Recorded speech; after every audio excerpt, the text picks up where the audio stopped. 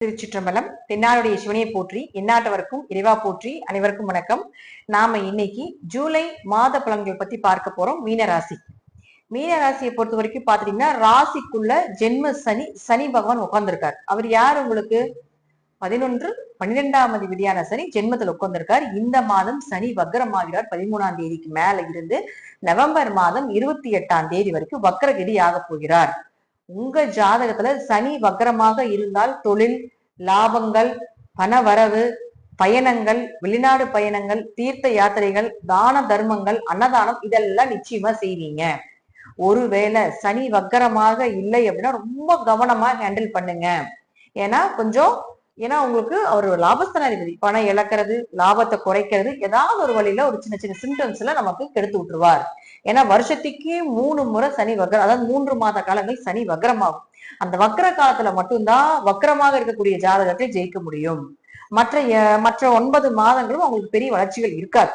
இப்போ வக்ரம் அப்படின்னா வேகம், அதிக வேகம், பிடிவாதம், ஸ்பீடா செஞ்சுட்டு அதுல ஒரு ரிசல்ட் எடுக்கிறது, இதெல்லாம் வக்ரம். அப்போ லாபஸ்தானாதிபதியான சனி வக்ரம் ஆகும் பொழுது நல்லதே. வக்ரமான ஜாதகர்களுக்கு, வக்ரமாகாத ஜாதகர்களுக்கு கொஞ்சம் கவனமாக இருந்து செயல்படுத்திக்கோங்க. அடுத்தது செவ்வாய் உங்களுக்கு 2 மற்றும் 9ஆம் அதிபதியானவர் 6ஆம் வீட்டுல போய் கேதுவோட இருக்கிறார்.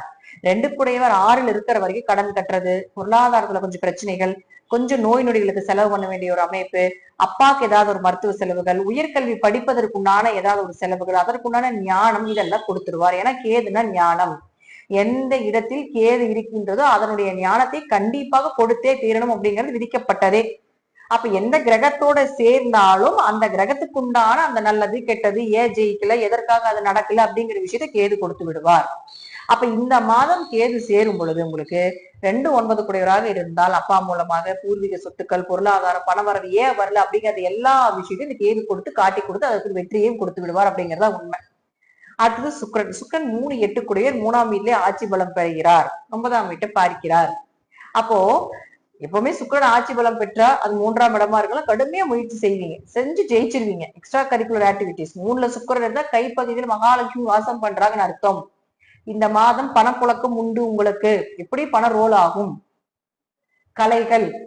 கலைகள் சார்ந்த விஷயங்கள், பாட்டு, நடனம், எக்ஸ்ட்ரா கரிக்குலர், ஸ்போர்ட்ஸா இருக்கக்கூடிய எல்லாத்துலயும் வெற்றிகள் கிடைப்பதற்குண்டான வாய்ப்பு உண்டு. அவரே 8ஆம் அதிபதியுமாக இருக்கிறதுனால ஜாதகம் மட்டும் நல்லா இருந்ததுன்னா 8ஆம் இடங்கிறது விபரீத ராஜயோகம்.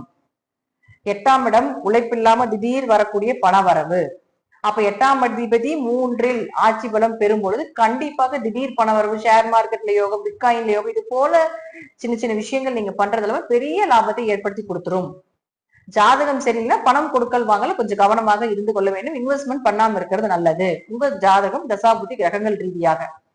அடுத்தது புதன் 4 7 கூடையவராகி 5ஆம் வீட்டுக்கு வரப்போகிறார். அப்ப வீடு, மனை, சொத்துக்கள், திருமணம் சார்ந்த விஷயங்கள் கைகூடி வர்றது, பார்ட்னர் கூட தொழில் பண்றது, ஒரு நிம்மதி, அவர்கள் மூலமா உங்களுக்கு அவருக்கு லாபங்கள் ஏற்படுத்துறது, ஆரோக்கியம் சிறப்பாக இருக்கிறது, தாயினுடைய ஆரோக்கியம் சிறப்பா இருக்கிறது, இதெல்லாம் 18ஆம் தேதி வரைக்கும் நடக்கும். அந்த 18ஆம் தேதி புதனும் வக்ரம் பெறுகிறார்.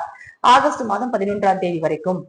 அப்ப புதன் வக்ரமாக இருக்கக்கூடிய ஜாதகர்களுக்கு நான் இப்ப சொன்ன இந்த பதில் இன்னும் அதிகமாகும். இல்ல புதன் வக்ரம் இல்ல அப்படின்னா இது சார்ந்த விஷயத்துல கவனமா இருங்க. குடும்ப விஷயத்துல, அம்மா அப்பா விஷயத்துல, குழந்தைகள் விஷயத்துல, கணவன் மனைவிக்குள்ள, திருமணம் சார்ந்த விஷயத்துல இதுலதான் கொஞ்சம் கவனமா இருங்க. இருக்கக்கூடிய இடம் 5ஆம் இடம். அப்ப 5 7 தொடர்பு ஏற்பட்டா வீட்டுல ஒரு குழந்தை, மழலை செல்வம் ஏற்படும். அதிர்ஷ்டமான கணவர் அமைவாங்க, அதிர்ஷ்டமான மனைவி அமைவாங்க, எதிர்பார்த்த வடன் கிடைக்கும் அப்படிங்கறத எடுத்துக்கலாம். வக்ரம் இல்லைன்னா 18ஆம் தேதிக்கு முன்னாடி இந்த விஷயம் எல்லாம் செஞ்சிருங்க. வக்ரமாக இருந்தா 18ஆம் தேதிக்கு மேல ஆட்டோமேட்டிக்கா இது ஸ்பீடா நடக்கும் அப்படிங்கிற அமைப்பு உண்டு. அடுத்தது சூரியன் 6 கூடையவர். அப்ப 6 கூடையவரான சூரியன் உங்களுக்கு இத்தனை நாள் 4ஆம் இடத்துல இருந்து குருவோட சேர்ந்து சிவராஜ யோகமாக வேலை செஞ்சுட்டு இருந்தது.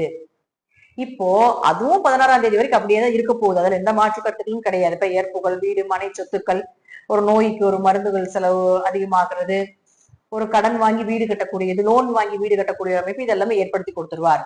அடுத்தது இந்த சூரியன் புதனோட சேர்ந்து புதாதிய யோகமாக வேலை செய்யும். நல்ல படிப்பு, நல்ல குருமார்கள் அமைவது, குலதெய்வத்தினுடைய அனுகிரகம் கிடைப்பது, படிப்புக்குண்டான வேலை, படிப்புக்குண்டான அடுத்த கட்டத்துக்கு போறது, அடுத்த ஸ்டேஜுக்கு போறது.